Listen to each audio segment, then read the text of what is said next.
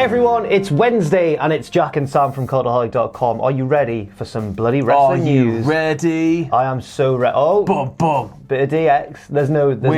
Bum bum. I'm shipping up to Boston. It sounds a bit similar to that. Let's take a look at all of the old headliner-oos. First of all, a photo has emerged suggesting that The Undertaker could possibly be wrestling at this year's WrestleMania. Next up, we take a look at the news that a certain Raw superstar wrestled this week while very ill. And finally, how does Kurt Angle feel about his final ever wrestling match against Baron Corbin? So first and foremost, it always happens around this time of year, Sam. News will emerge suggesting that The Undertaker could possibly be wrestling at WrestleMania. You can't have WrestleMania without The Undertaker. You can't. It's The Undertaker. I know he's getting on, and I know that it's scary, and he can't quite wrestle as well as he used to be able to, and every time he tries for something like old school or, you know, anything like that, I'm scared he's going to break his spine, but he's the last great character. There's nobody like Undertaker. Nobody has that presence. It's The Undertaker. This time last year, it was kind of more underway, I guess, the storyline. Yeah. We knew that he was going to do something. John Cena was calling him out. It's been a bit all over the shop for the last sort of 4 Manias, though, hasn't it? Yes. It was like Lockbox, which never amounted to anything, and then what was 33? Roman. Reigns. Yeah, that got set up at the Rumble. Yeah, and that was Rumble, and then, you know, last year was obviously Cena calling him out. Well, this year, let's go to Wrestling Inc.'s Instagram page, where they were sent a message courtesy of @KingBlingBlah on Instagram. @KingBlingBlah. @KingBlingBlah, who was at Monday Night Raw and sent them an image of a production truck that he saw at the venue, which had the WrestleMania logo on it. It featured several prominent superstars: Seth Rollins, Ronda Rousey, I think Samoa Joe was on there, and The Undertaker was on there as well. Now, as Adam Pacitti pointed out off camera, if that truck had been on the road for a while, this would have been spotted way before. This must be a kind of new design of the truck for WrestleMania. People spot the production trucks all the time. You see people will post pictures on Twitter if they're on the highway and they see the production trucks. There was the really funny time when they fired Del Rio and they just sort of peeled him off the truck. They did the same with Enzo, didn't they? There was just an Enzo-shaped hole. I remember seeing that truck when we were in Florida. It was parked up near where we were staying, and it was just a big white cap. So this one's got Undertaker on it, and it's not just him in the corner or whatever. It's like a featured image on it. So it would seem to imply, I suppose, obviously it's no definitive evidence, but it would seem to imply that he'll play some sort of role.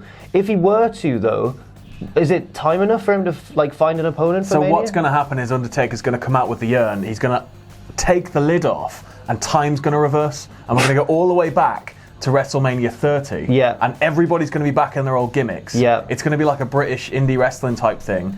Everybody's going to be in their old gimmicks, and he's just going to defend the streak again. He's going to beat Lesnar. Right. And he's just going to crack on. I think that also gets the Universal title off Lesnar, because it just resets the timeline. The only reason I'm a bit skeptical, right? Not about that, that's obviously going to happen. The only reason I'm skeptical about this truck thing is that it's so late for him to find an opponent. Last year it was late because it happened at the event, but it was in the works for a long time with Cena calling him out. This time, Angle, if the Corbin thing's not real, but I can't think of anyone else. Who can you see? I don't know. It's a really hard one to call because, as you said, there's no setup.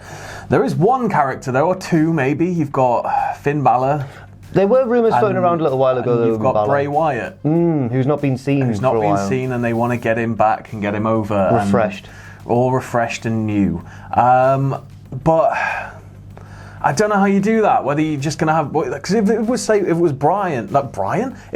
Wyatt, you've got he'll come out and it'll be all new and he'll win a match and then all the lights go out and the gong happens. It just seems really rushed. It does. It's an odd one. Again, it could just be him on the thing because he's a prominent part of WWE history. But he was, I think, the only person in that image who's not a current active member of the roster. My other thinking is that it could be after a squash match. Right. That Taker's music hits and he comes out, or we could see Taker, after somebody wins an important match, Taker's, lights go out and he's there in the ring and it's setting up for next Mania. Yes, and the thing is as well, we've got 2 Saudi Arabia shows, and as we know, they're all massive marks, so they're going to want Undertaker back for those next 2 shows. So yeah, at least Cabrini can probably end up having 2 Taker matches there, and so it makes sense he'd appear on Mania to some degree.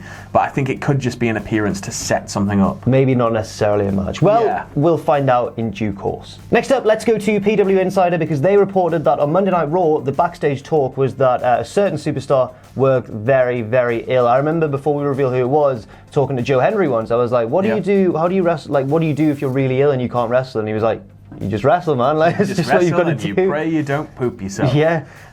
So the superstar in question was Drew McIntyre. Yeah. That's awesome, because not only did he wrestle on Raw, he wrestled a decently long match in the main event against Rollins. Well, really ill. And you just couldn't tell. No, like, if that's what he's like when he's ill, Yeah. then we know he's really, really good. Yeah. But that's very seriously impressive. It wasn't the only thing he had to do on the show. He was in the opening segment, getting beaten down by the chair while the cameraman... Yeah, what is love? What is love? Baby, don't hurt me. Check out Sam's Twitter for that. Don't hurt me. And more. yeah, it's just very impressive, and a reminder, I think, of like, yes, you know, they're superstars and they make good money, a lot of them and stuff, but it's a very difficult job. Not just the wrestling itself, but being on the road all the time. This is it. If all of a sudden you've got like a horrible stomach bug and you can barely move, but you have to be out there to set up a Mania match, like, you got to do it. Yeah. Like, I don't think wrestlers get enough respect for that sort of thing, because like if I was ill, I'd just be sat in bed playing PlayStation. Yeah, like, exactly. I'm not gonna come to work and edit with like a fuzzy head. No. But no, he just goes out there and smashes it. Fair play to Drew. It looks as though he's going to be heading into a confrontation with Roman Reigns at WrestleMania. That hasn't, I don't think, been confirmed yet. Right. But it looks likely. Yeah. So I think that could be a good match. I just don't think that Drew's not going to win that. No, nobody's beaten Roman this Mania. No, and I think that's probably right. So, Yeah. Which makes me think maybe I'd rather see him beat someone not Drew, but you know. Yeah. Never I mind. don't know, we'll see.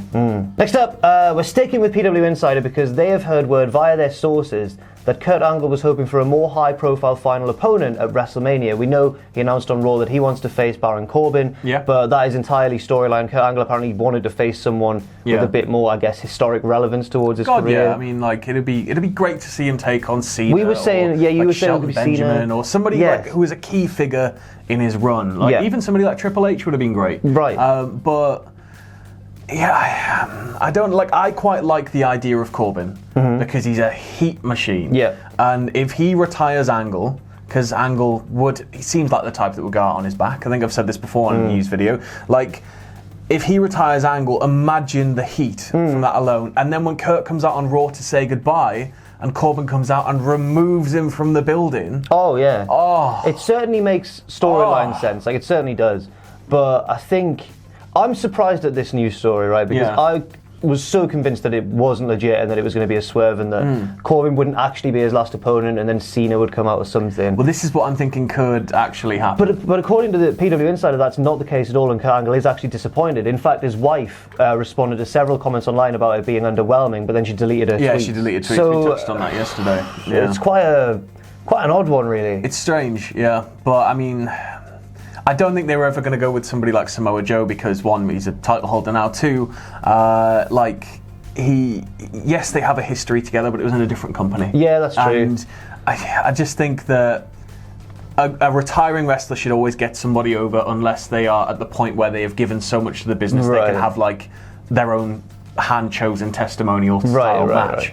But that's what I thought Angle would have. It's very strange. He's the type of guy that's given so much, and I thought he'd be able to go, I want to face blah. And even if it was somebody they had to bring back, they'd bring him back. Yeah. It's an odd one for certain, but this is genuinely shocked me because when the Corbin thing happened, I was like, calm down everyone, it's not actually going to be Corbin. Yeah. But according to PW Insider sources, it actually is Corbin. Yeah. So I guess we'll see how that one goes. The thing is, like, Corbin, he has done everything that's asked of him. Oh yeah, I'm not knocking Corbin himself. Like, he obviously has no say in this. He's just been told you're facing Kurt Angle. So hopefully they can make a great match out of it. I know Kurt's going to go full ham because that's what Kurt does. Yeah. And hopefully Corbin is going to get a lot of heat off the back of it if he does retire him. So, but I'm still thinking they're going to have a match and then something's going to happen. I know. I've still got that little thought in the back of my mind as well. But There's only one way to find out, Sam. To tune in to WrestleMania. All 9 hours of it. And speaking of WrestleMania, this week, in the past couple of days, we've had a few more matches confirmed for this long event. So on SmackDown last night,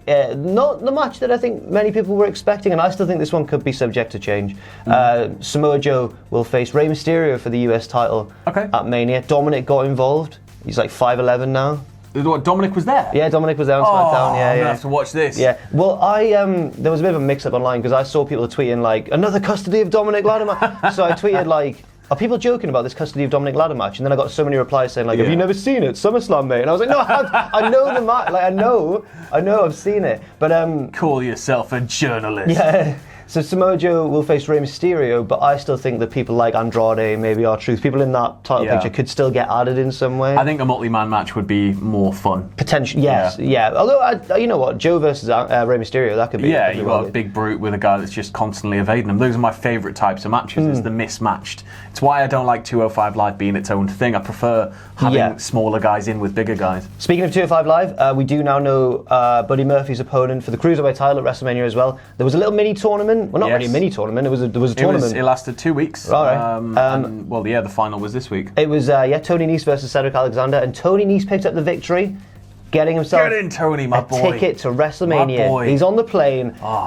He's the most naturally gifted athlete, like naturally gifted wrestler I've seen. Big Tony fan? He is, I think he can firmly carry 205 Live. Do you think he can win the Cruiserweight title at WrestleMania? I hope so. Okay. The whole angle they had with it was that when Buddy got the title, Tony Nese was brought in, and he was his backup plan. So it was like he was always going to be the guy that was number one contender because he'd never go against his mate. Right. Now he's number one contender and he's going against his mate. And they've sort of deviated from that story a little bit, but I'm hoping they bring it back in because it was juicy and it was interesting. Bit of revenge potentially on the brain for Tony Nese. And also, finally, it's not a match that's been confirmed, but the match to set up the match has been confirmed, if that makes sense. So next week on SmackDown, we'll see a fatal four-way to decide Asuka's opponent for the SmackDown Women's Championship. On paper, it does look a bit underwhelming just because they've not really built anyone particularly well to face Asuka since Becky and Charlotte went off to... Yeah, it's difficult because your two other biggest women have defected brands. Yeah. So the match will next week's match will be on SmackDown: Carmella versus Naomi versus Mandy Rose versus Sonya Deville. Yeah. I mean, Mandy's had her dealings with Asuka. Sonya and Mandy seem to be falling out. I think that if you put it on Carmella or Naomi, I think that's a step backward. Right. Well, Carmella feuded with Asuka last year. Yeah, to Mandy or Sonya. Naomi was her tag partner. Yeah. But I think those two are the future. I think it makes sense to give one of them the chance. And also, could we see Lacey Evans do a walk out and then walk back and keep herself in the mix as well? I don't know what this is.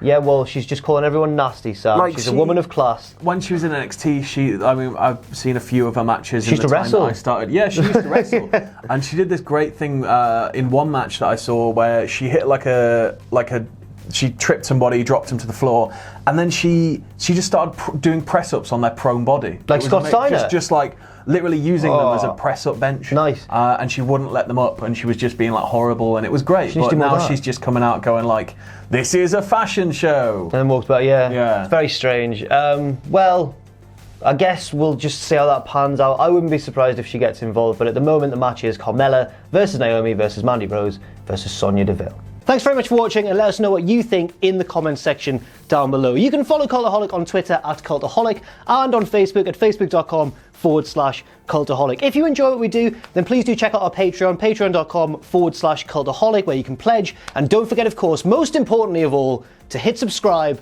and to join us.